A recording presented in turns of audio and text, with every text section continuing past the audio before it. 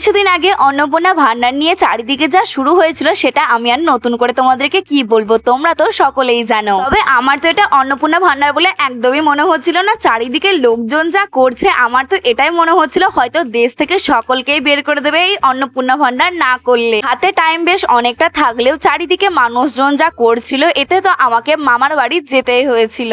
আমার মামার বাড়ি দাদু যখন বেঁচেছিল তখন দিদুনকে কোনো রকম কোনো জিনিসের হিসাব রাখতে হতো না, সাথে কোনো কাগজপত্রেরও কোনো রকম খোঁজ রাখতেই হতো না। তবে এখন যখন দাদু নেই এখন দিদুনকে সমস্তটাই খোঁজ খবর রাখতে হয়। আমার বড় দাদু যখন বেঁচে ছিল আমি দিদুন আর মায়ের মুখ থেকে এটাও শুনেছি যে আমার দিদুন যখন কোনো গ্রুপের কাজে যেত কিন্নাহার অথবা নানুর, তখন দাদু কিন্তু সাথে সাথে যেত। আর কোনো কিছু কাজ করতে গেলে সেখানে সময় তো অনেকটা পরিমাণেই লাগতো, সাথে দাদু কিন্তু প্রত্যেকটা সময় আমার দিদুনের সাথে সাথেই থাকতো। মানে একটা বাড়ির জন্য আমার দিদুনকে কোনো জায়গাতেই হাতছাড়া করতো না। দিদুনদের যে গ্রুপটা ছিল সেখানে প্রত্যেকেই মেয়েরা যেত, না তো তাদের হাজবেন্ডরা কেউ যেত, না তো তাদের ছেলেরা কেউ যেত। তবে যদি দেখা যায় ওই গ্রুপে আজ পর্যন্ত কোনো ছেলে গেছে তাহলে সেটা ছিল একমাত্র আমার বড় দাদু। এটার জন্য আমার দিদুনকে আর দাদুকে অনেকেই অনেক রকম ভাবে মস্করা করেছে, তারপরেও আমার দাদু কখনোই আমার দিদুনকে কোথাও একা যেতে দেয়নি। আমার বড় দাদু দিদুনকে কিন্তু ভীষণ পরিমাণে আগ লাগলে রাখতো, যার কারণে মাঝে মাঝে ঠুকুমুকু ঝগড়া তো ওদের মধ্যে হতেই থাকতো। তবে ভালোবাসা কিন্তু কারোরই কমেনি কখনো। তবে এখন যখন আর বড় দাদু বেঁচে নেই, এখন যখন আমরা দিদুনের কাছে